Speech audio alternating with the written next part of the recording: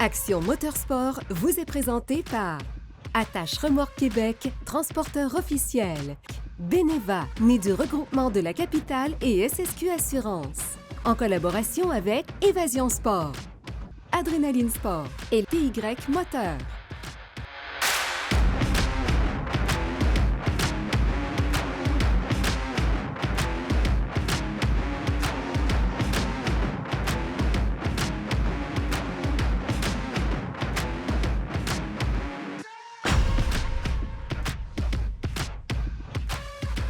La saison est maintenant bien débutée. Bienvenue à Action Motorsport édition motoneige. On débute avec nos amis de Adrénaline Sport qui nous parlent de Ice Scratcher. On se rend faire une escapade en sentier avec le Grand Touring Limited de Skidoo. Et pour finir, on jase de la série Hardcore de Arctic Cat avec nos amis de Évasion Sport.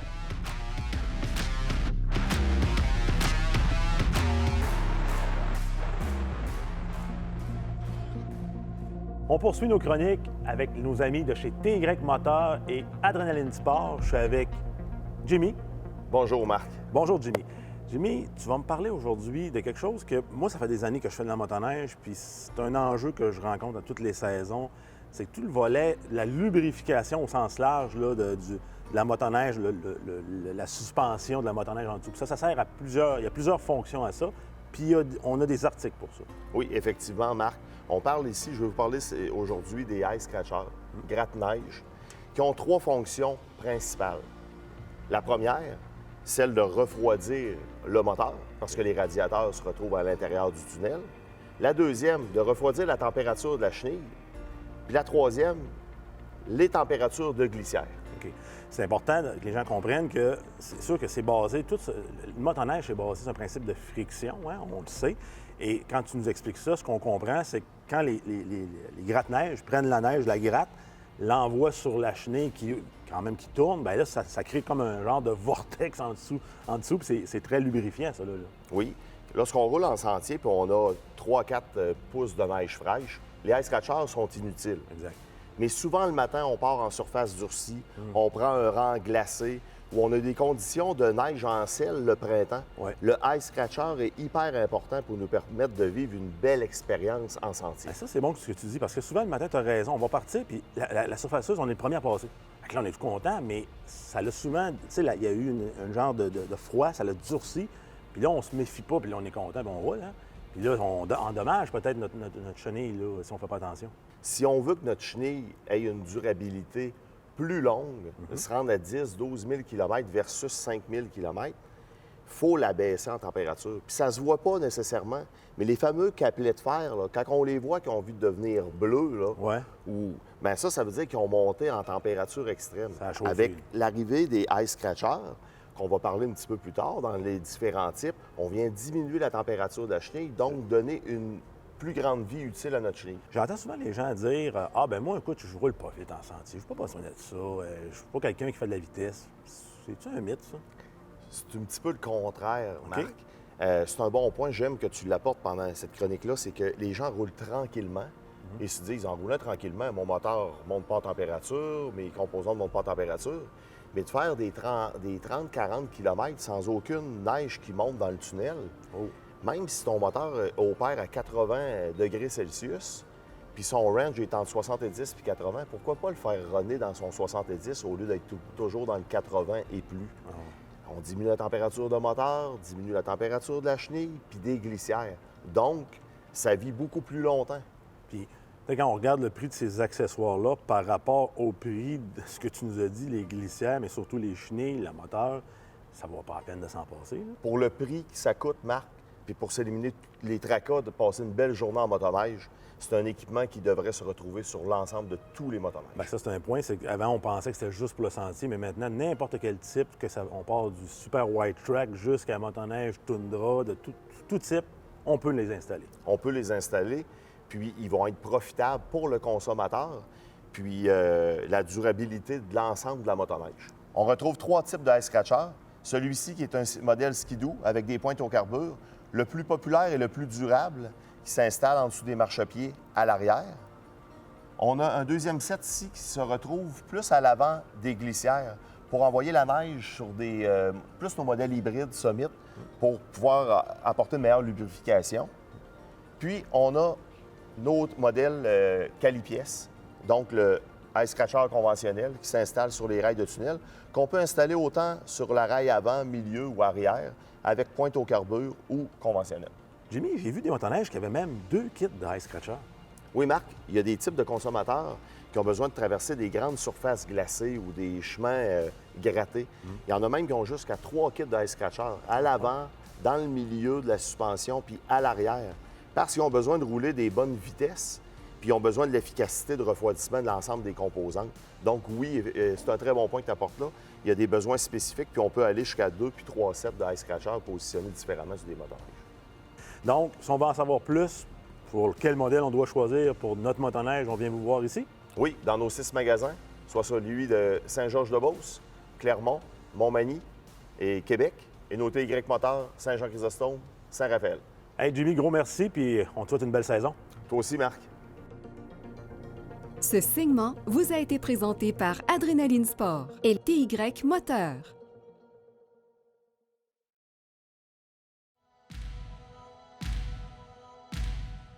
On est avec nos amis de chez Sport VL pour notre chronique de la semaine avec Charles. Oui, Marc. Charles, quand on part en motoneige, les gens, souvent, il y en a qui partent, ils n'ont absolument rien pour se dépanner. Il peut arriver plein de choses, tant en sentier qu'hors sentier, donc il faut avoir un minimum. Là. Oui, que ce soit une scie, une trousse de premiers soins, une corde pour remorquer, ce sont toutes des choses qui sont nécessaires d'apporter avec soi parce qu'on ne sait jamais quand on va en avoir besoin, même si on ne veut jamais s'en servir. Bon, et quelques exemples ici que tu nous as amenés. Là. Oui, on a des scies. Ça arrive des fois qu'il y a des obstacles dans le chemin qu'il faut qu'on enlève. C'est sûr, c'est plus utile pour leur piste. Ouais. Il y a différents types de scies. Ça sert à couper des arbres, bien entendu, mais aussi différentes grosseurs d'arbres. Tu as des scies comme celle-ci qui permettent de couper des arbres qui sont très, très gros, très massifs.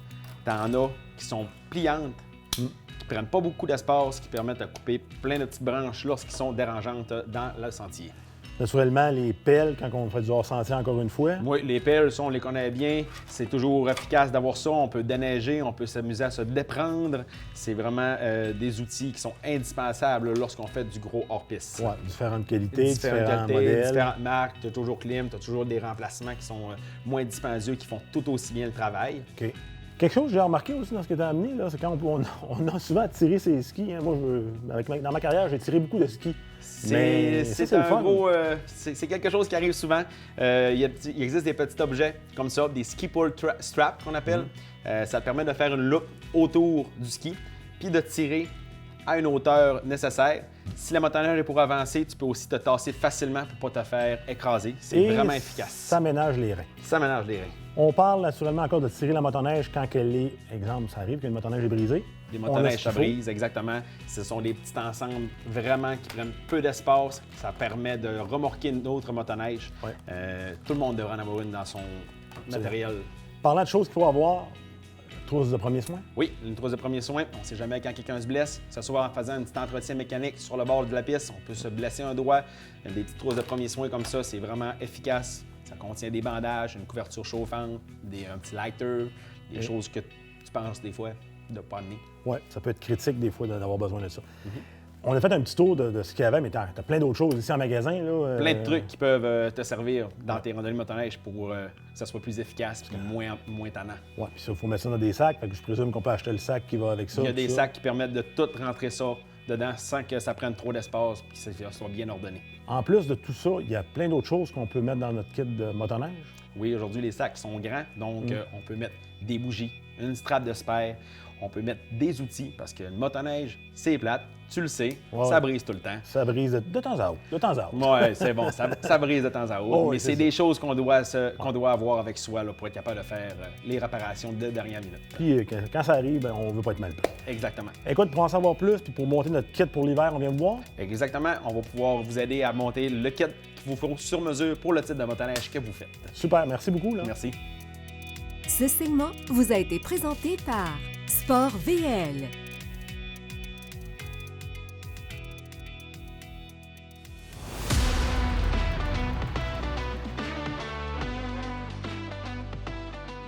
Nos amis d'Adrénaline nous avaient amené ce véhicule-là en studio l'année passée, mais là, cette année, on l'a essayé sur la neige, dans des sentiers extraordinaires sur les Monts-Valin. Je suis avec mon ami Patrice de motoneige.ca. Oui, Aujourd'hui, c'est le Grand Touring, mais limited. Oui, monsieur. Un mot ou deux mots peut-être, résumer cette machine-là, c'est la Totale. La Totale, hein? La Oui. Totale, en termes écoute, le Grand Touring, c'est un classique maintenant. Ça fait depuis 1994, le premier modèle, je ne me trompe pas. Donc, c'est vraiment un classique. Mais, comme tu dis, quand on arrive dans le sentier, les gens qui veulent faire juste du sentier, Ouais. grande randonnée, c'est pas mal le véhicule. C'est parfait. Écoute, tu as tous les équipements à lesquels tu peux penser sur une motoneige. Siège chauffant, valise. Tout est là pour qu'en sentier, ça soit le confort total, autant pour le conducteur que le passager.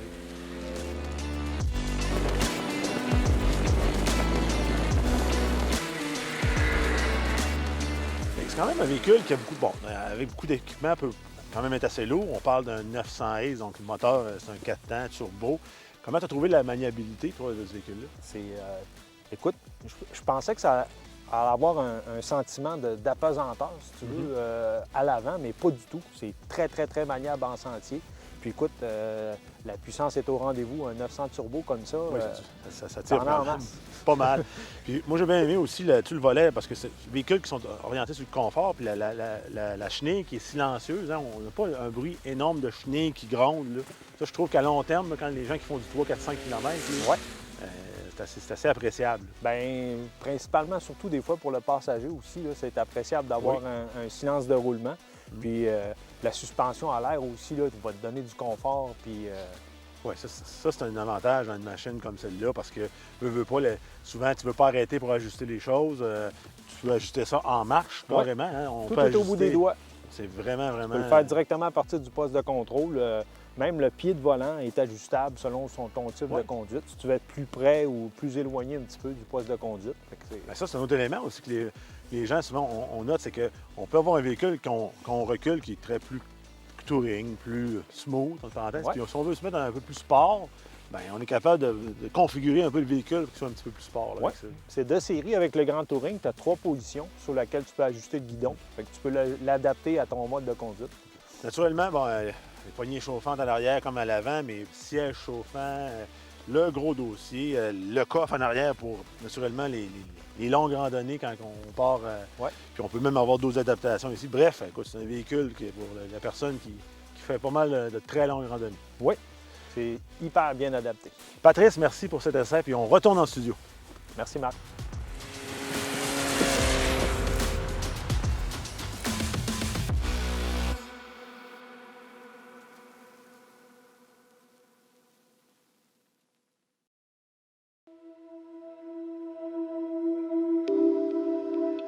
J'ai la chance de retrouver ma gang de chums Hypertech. Je suis avec Marc puis Phil. Salut, boys! Salut, Marc. Comment ça va? Ça va très bien. La saison est partie? Yes. Oui, c'est super. Fellow 9 ready. Phil 9 ready.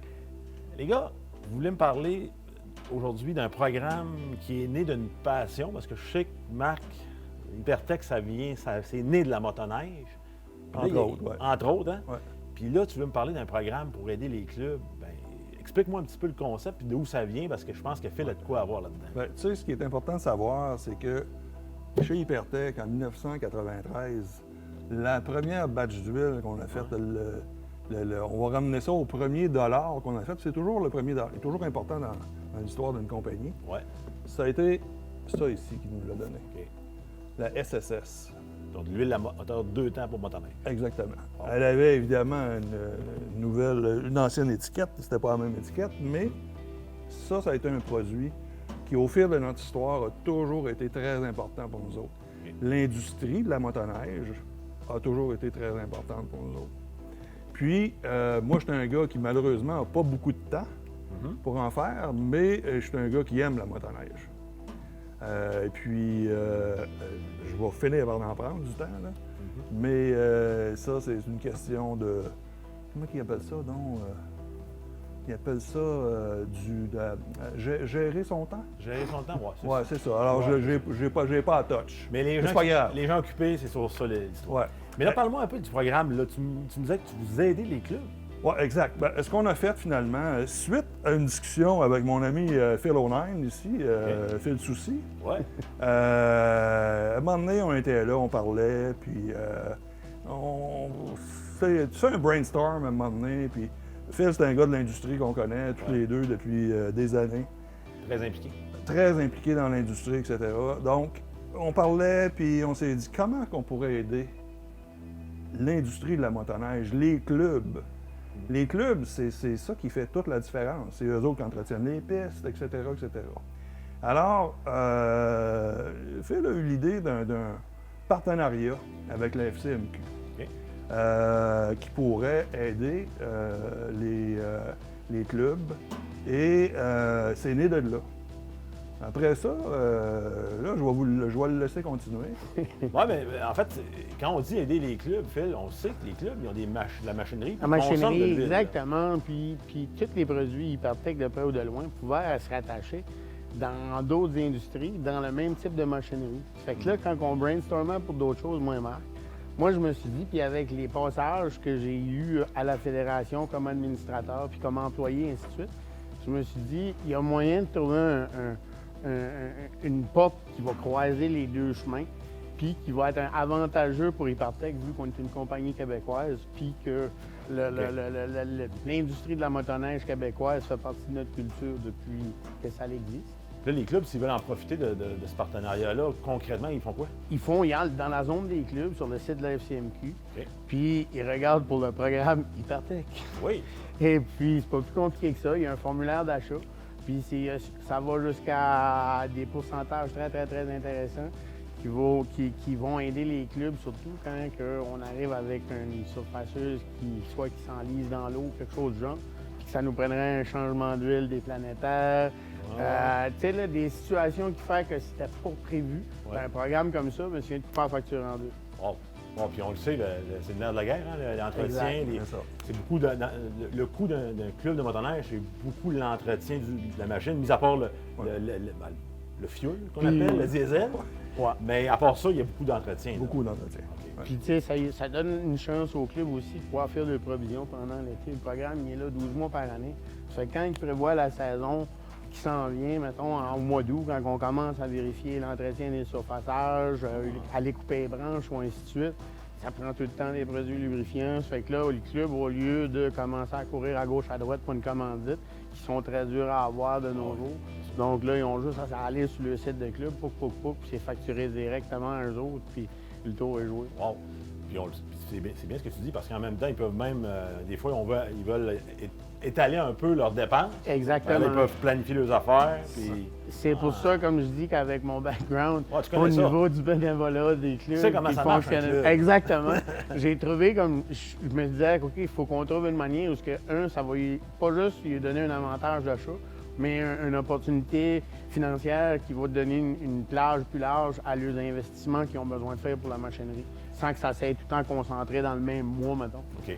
Hey, les gars, je trouve ça le fun parce que, oui, bon, Hypertech, c'est un business, hein, faut faire des sous maintenant, mais en même temps, il faut redonner au sport. Puis ça, je trouve ça vraiment cool de votre part. Ben, ça, c'est l'idée. Hein. Ça nous a profité énormément, puis au fil des ans. Puis, tu sais, c'est intéressant. Puis c'est une facette qu'on ne touchait pas, ou très, très peu, je dirais. Les huiles diesel, les huiles hydrauliques, les huiles hydrauliques biodégradables qu'on a rendues accessibles au club. On a même fait une huile, les surfaceuses ont besoin d'une huile à transmission type F. On a formulé une, on l'a mis sur le marché spécifiquement pour eux autres. Ça, c'est spécial parce que Hypertech, la journée qu'il y a de quoi qu'ils n'ont pas, pas de problème, on va le faire. Exactement. Ça, c'est hot. C'est ça. Hey, merci, messieurs. C'était vraiment, c'est un beau programme, c'est innovateur, puis ça va aider nos clubs, puis ça, c'est merveilleux. Gros merci. Merci à toi. Merci, ouais. Ce segment vous a été présenté par Hypertech.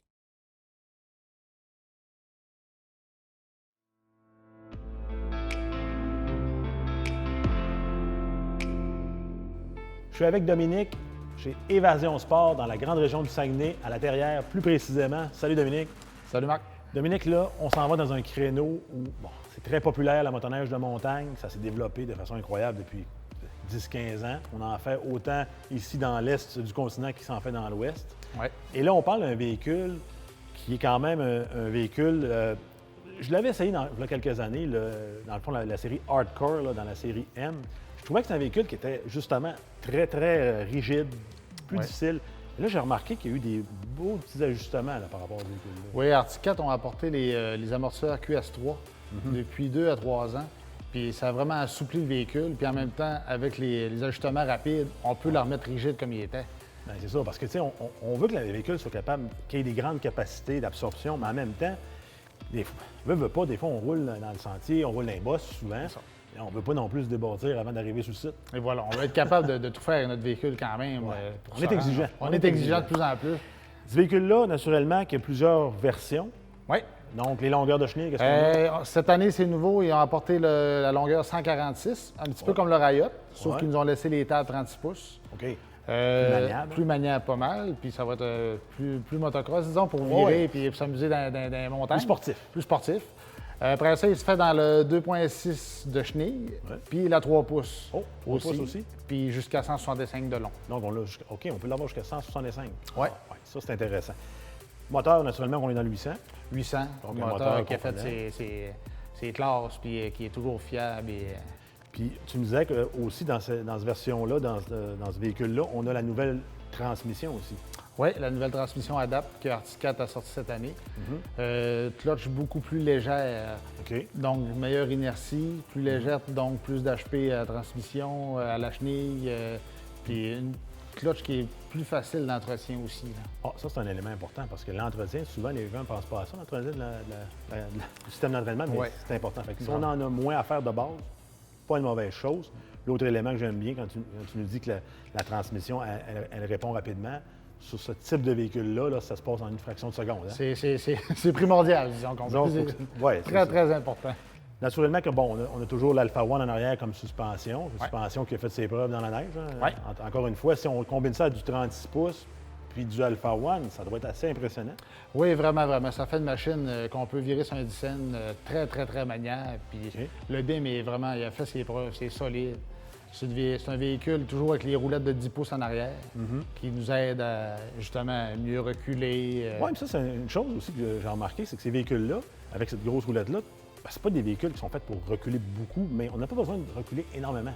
On prend quelques pouces des fois. C'est ça, quelques pouces qui font toute la différence. Là. Fait que dès qu'on part d'une roulette de 8 pouces à 10 pouces, ça change tout. Ouais. Puis on lève la chenille, on voit qu'on a une facilité à la tourner, donc la machine est facile à faire avancer. Bon, ça, c'est un autre élément. La résistance dans le véhicule, plus tout est fluide, plus tu as de la réponse rapide, moins tu perds d'HP à faire bouger le véhicule. Hein? En plein ça. Donc ça, c'est hyper important.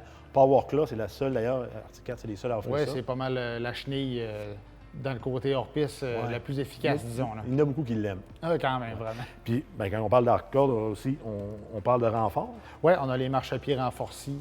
Une machine qui arrive justement avec les bons amortisseurs dessus, facile justement. Puis en arrière, on a oublié de le mentionner, l'amortisseur arrière, on peut le barrer.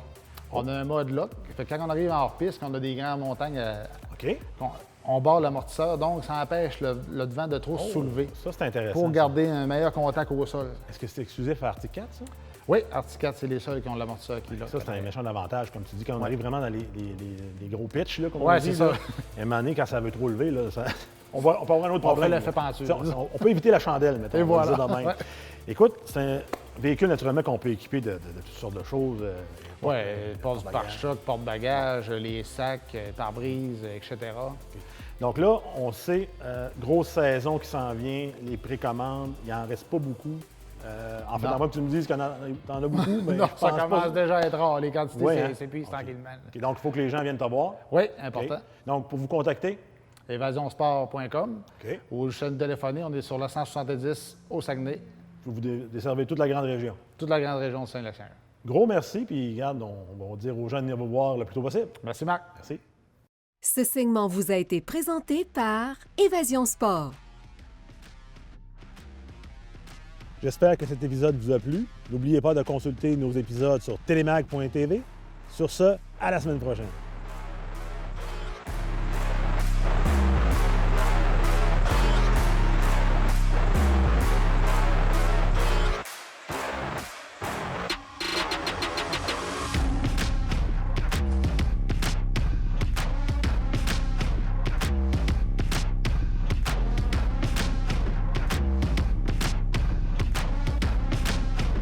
RMS Motoneige vous a été présenté par Attache Remorque Québec, transporteur officiel.